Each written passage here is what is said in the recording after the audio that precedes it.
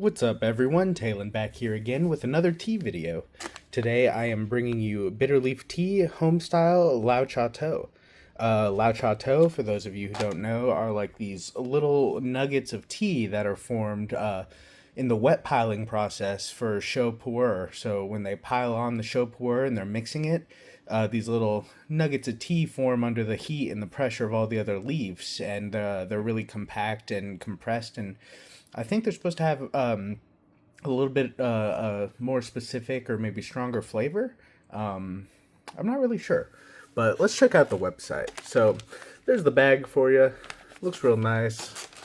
I do like the bag, the label and everything. It's cool looking. So I'll go into the pricing and then description, and we'll get into the tea. So feel free to skip around if you want to just get into the tasting or see the tea.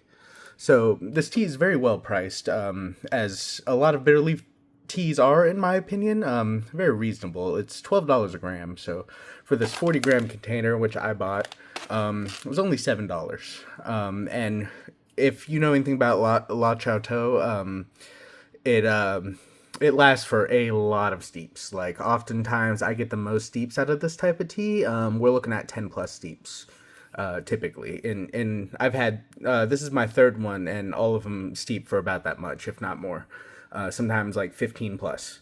So yeah, if you want something that'll last a long time, this is your go-to. So from the same farmer producer as our 2024 Obsession Sheng Pu'er and Legacy Show, these unassuming clumps of Show Pu'er pack plenty of flavor. With notes of cocoa and lingering date-like sweetness, the material used in this production is also higher than average quality for show, lending a more pleasant texture as well. Although we were in search of Spring Sheng at the time we discovered this farmer, we were equally impressed with the show production setup. Our preferences for show productions tend to push us towards larger factories with tighter hygiene practices, clean fermentation, and consistent oversight, which I appreciate from them. I don't know if you've seen some of the horror pictures and stories of people opening up show cakes and finding weird little things in their tea, such as animal bones and screws and cigarette butts and hair. But yeah, I've definitely seen some of those. So sometimes with some of these shows, I get a little sketched out. However, as a former technician specializing in show pu'er for a large factory in Simao, he maintains those standards for his own small batch productions in Jingyu, an uncommon quality for many small-scale show setups. A natural byproduct of making show pu'er, Lao Chateau are notoriously hard to break up, so don't expect them to unfold or break apart like a piece of tea cake would as you brew them. They'll likely stay clumped up all the way through, but that doesn't mean they won't keep putting in work. For this reason, we highly recommend boiling your Lao Chateau in order to squeeze as much out of them as possible, whether brewing them in a gaiwan teapot first or coming straight out of the back. Simply add a few nuggets to a pot or kettle, let it go until the soup reaches your desired level of inkiness. So yeah, as I said, 40 grams, 12 cents a gram, $7. You can get a 200-gram bag for $24, and this will probably last you forever. You could boil. I think so. I've tried this already, just to kind of get a taste for it and get a feel for it. So I'm just gonna do this on camera and see how I feel about it now. But last time I did it, I pretty sure I was going on it the same batch for literally days.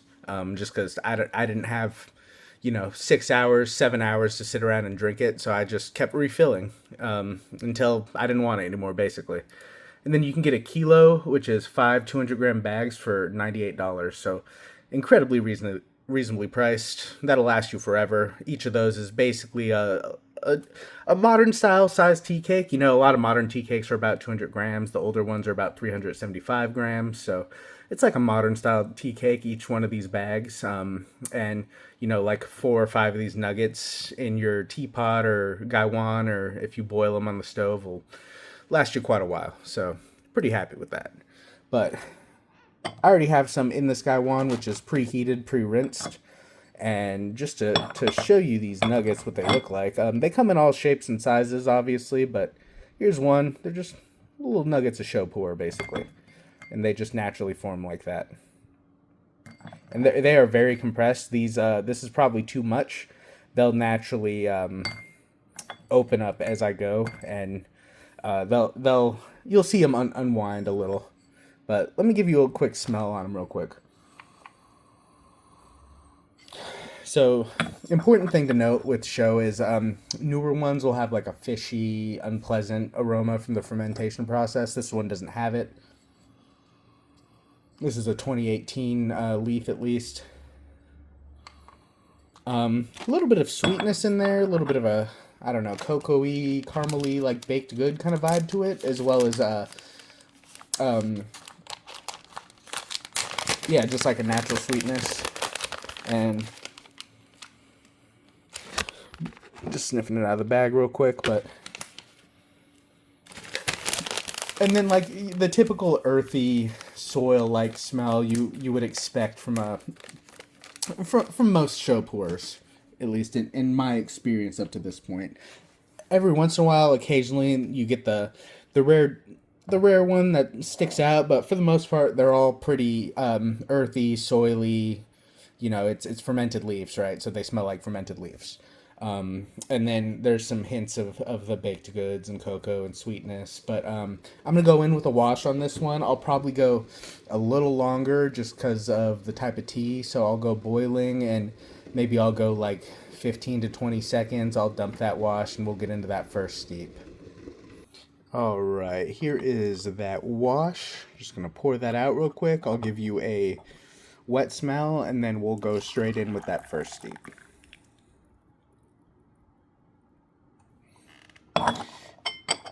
Today I'm using my clay gaiwan.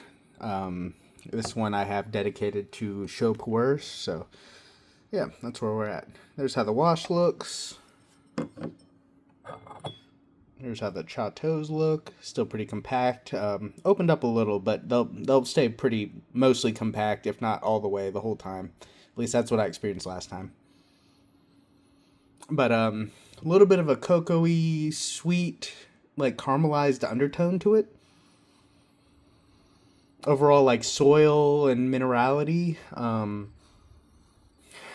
But earthy, inviting, sweet undertone. Those are my overall smell on it. It's nice. It's something I find myself reaching for more and more when I'm feeling under the weather or feeling kind of not great, or maybe I don't want like what I feel is a huge caffeine hit from Shang, but I still want some tea. I'll go for a show. You know, it's really been growing on me. It definitely took some time. Wasn't my favorite at first, and I think some of the first ones I tried weren't the best. But that's where I'm at. But that went in first steep boiling. I'll probably let that go for another 20 seconds. All right, here is that first steep. Been about 20 to 30 seconds.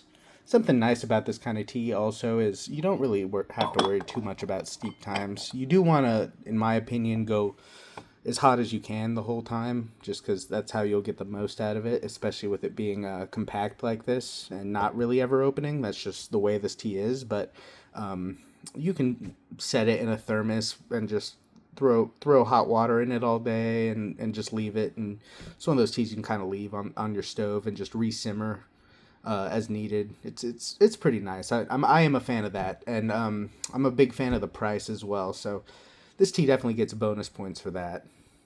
All right, I'm gonna taste this first steep real quick.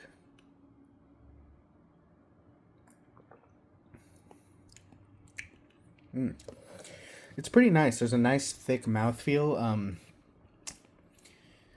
Very little astringency. Like 0.5 out of 10, maybe 1 out of 10. Like it's like a touch, but it's not like it's noticeable because I'm looking for it, if that makes sense. Like it's basically not there.